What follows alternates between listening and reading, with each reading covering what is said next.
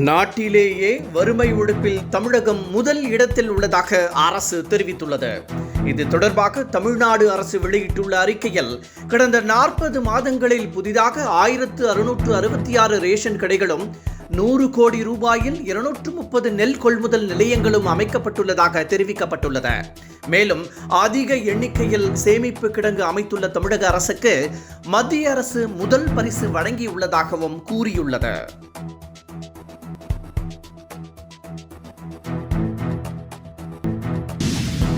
இளைஞர்களின் வேலைவாய்ப்பை பறிக்கும் பாஜகவை எந்த விலை கொடுத்தாவது எதிர்ப்போம் என ராகுல் காந்தி தெரிவித்துள்ளார்.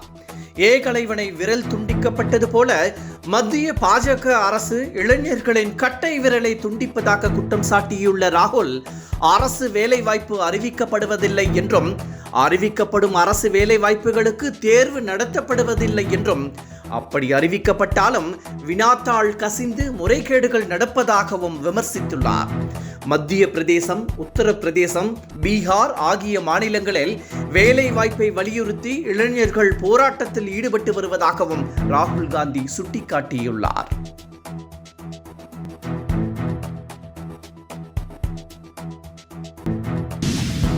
அமலாக்கத்துறையை பாஜக அரசு ஒரு அரசியல் கருவியாக பயன்படுத்துவதாக இந்திய கம்யூனிஸ்ட் கட்சியின் மாநில செயலாளர் முத்தரசன் கண்டனம் தெரிவித்துள்ளார். இது தொடர்பாக அவர் வெளியிட்டுள்ள அறிக்கையில், அமெரிக்காவில் சோலார் மின் உற்பத்தி ஒப்பந்தங்களை பெறுவதற்காக கோடிக்கணக்கான ரூபாய் லஞ்சம் கொடுத்தது தொடர்பாக அதானிக்கு அமெரிக்க நீதிமன்றம் குற்றப்பத்திரிகை தாக்கல் செய்துள்ளதை சுட்டிக்காட்டியுள்ளார். மேலும் அதானி குழுமம் தனது பங்கு மதிப்பை பொய்யாக உயர்த்தி பங்குச்சந்தை முறைகேட்டில் ஈடுபட்டது தொடர்பாக ஹிண்டன்பர்க் வெளியிட்டுள்ள அறிக்கைகளையும் சுட்டிக்காட்டியுள்ளார். அப்படி இருக்க, இது தொடர்பாக எந்த நடவடிக்கையும் எடுக்காத மத்திய அரசு அமைச்சர் துரைமுருகன் வீட்டில் அமலாக்கத்துறை சோதனை நடத்துவதாக குற்றம் சாட்டியுள்ளார். அமலாக்கத்துறையை ஒரு அரசியல் கருவியாக பயன்படுத்தி மூத்த அமைச்சர் ஒருவர் வீட்டில் சோதனை நடத்தி ஒரு தாக்குதலை மத்திய அரசு மேற்கொண்டுள்ளதாக குற்றம் சாட்டியுள்ள முத்தரசன், பாஜகவின் அத்துமீறல்களையும் எதிர்க்கட்சிகளை பழிவாங்கும் வன்மத்தையும் இந்திய கம்யூனிஸ்ட் கட்சி வன்மையாக கண்டிப்பதாக தெரிவித்துள்ளார்.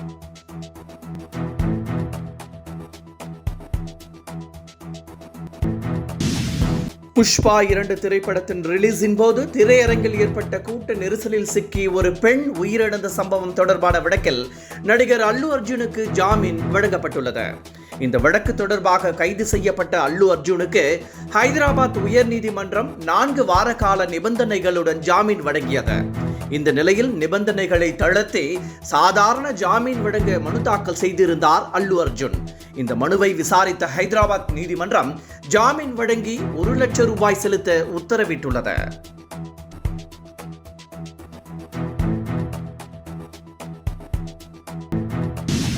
மதுரையில் பாஜக நடத்திய போராட்டத்தில் கலந்து கொண்டு பேசிய நடிகை குஷ்பு, முன்னாள் முதலமைச்சர் கலைஞர் கருணாநிதியை புகழ்ந்து பேசியது கூட்டத்தில் இருந்தவர்கள் மத்தியில் சலசலப்பை ஏற்படுத்தியுள்ளது.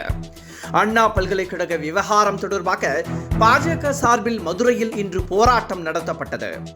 இதில் கலந்து கொண்டு பேசிய நடிகை குஷ்பு திமுகவினரை கடுமையாக குற்றம் சாட்டினார். அப்போது திடீரென பெண்களுக்கு சுயமரியாதையை கற்றுக் கொடுத்தவர் டாக்டர் கலைஞர் என அவர் குறிப்பிட்டதை கேட்டு அருகில் இருந்தவர்கள் திகைத்தனர். அடுத்த நிமிடமே அவரது மைக் ஆஃப் செய்யப்பட்டது. இந்த வீடியோ தற்போது வைரலாகி வருகிறது. முன்னதாக நடிகை குஷ்பு உள்ளிட்ட பாஜகவினர் கைது செய்யப்பட்டு பின்னர் விடுதலை செய்யப்பட்டனர். தங்களை ஆட்டுக்கொட்டகையில் அடைத்து வைத்ததாக பாஜகவினர் குற்றம் சாட்டினர்.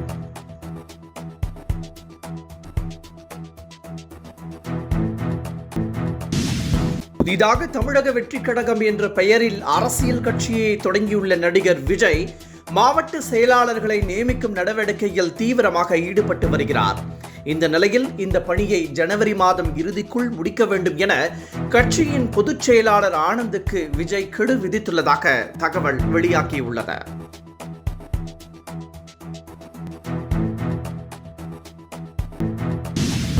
விடாமுயற்சி திரைப்படம் பொங்கலுக்கு வெளியாகாமல் இருப்பதால் ஏமாற்றம் அடைந்துள்ள அஜித் ரசிகர்களை கூல் செய்யும் முயற்சியில் படக்குழு ஈடுபட்டுள்ளதாக தகவல் வெளியாகியுள்ளது. அஜித் நடிப்பில் உருவாகியுள்ள விடாமுயற்சி பொங்கலுக்கு வெளியாகும் என அறிவிக்கப்பட்டிருந்த நிலையில் அஜித் ரசிகர்கள் மிகுந்த உற்சாகத்துடன் காத்திருந்தனர். ஆனால் படம் ரிலீஸ் தற்போது தள்ளி போவதாக அறிவிக்கப்பட்டுள்ளது. இதனால் ஏமாற்றம் அடைந்துள்ள அஜித் ரசிகர்களை விடாமுயற்சி ட்ரெய்லரை வெளியிட்டு கூல் செய்ய படக்குழு திட்டமிட்டுள்ளதாக கூறப்படுகிறது. இதற்காக சுமார் 2.5 நிமிடம் கொண்ட ட்ரெய்லர் தயாரிக்கப்பட்டு சென்சார் அனுமதி கூட பெறப்பட்டுள்ளதாகவும் கூறப்படுகிறது.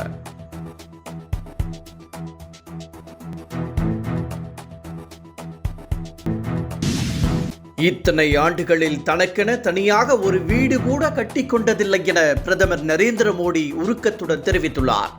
டெல்லியில் குடிசை வாழ் மக்களுக்காக வீடு கட்டும் திட்டத்தை தொடங்கி வைத்த பிரதமர், மக்களுக்காக வீடு கட்டி கொடுக்க வேண்டும் என்பதே தனது கனவு என்று கூறினார்.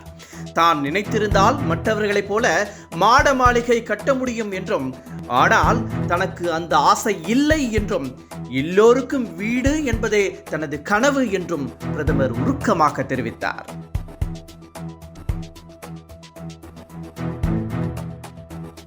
என்றும் உங்களுடன் மை இந்தியா. முக்கிய செய்திகளை உடனுக்குடன் தெரிந்து கொள்ள சப்ஸ்கிரைப் பண்ணுங்க, பெல் பட்டனை பிரஸ் பண்ணுங்க.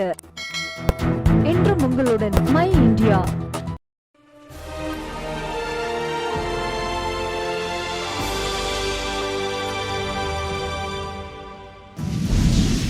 லஞ்சம் தவிர்த்து நெஞ்சை நிமிர்த்து என்ற வழியில் நேர்மையாளர் திரு சகாயம் ஐஏஎஸ் அவர்களின் எழுத்தில் முதல் அனுபவ பதிவு.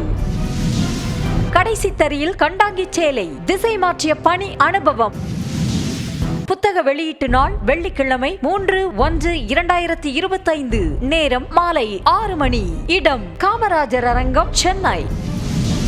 2 புத்தகங்களை முன்பதிவு செய்வோருக்கு புத்தக வெளியீட்டு விழாவில் VIP அனுமதி சீட்டு வழங்கப்பட்டு திரு சகாயம் ஐஏஎஸ் அவர்களின் பொற்கரங்களிலேயே அந்த 2 புத்தகங்களை பெற்றுக்கொள்ளும் அரிய வாய்ப்பும் கிடைக்கும். புத்தக முன்பதிவு 30/12/2024 முதல் 3/1/2025 வரை மட்டுமே. முன்பதிவுக்கு அப்பா பதிப்பகம் 700832931315077173 மற்றும் 8925917667. விலை ₹275 மட்டுமே. QR கோடை ஸ்கேன் செய்து புத்தகங்களை முன்பதிவு செய்து கொள்ளலாம். இன்றே உங்கள் புத்தகத்தை முன்பதிவு செய்திடுங்கள். தேசத்தின் நம்பிக்கை மாத இதழ் மற்றும் அப்பா பப்ளிகேஷன்ஸ் இணைந்து வழங்கும் கடைசி தரியில் கண்டாங்கி சேலை.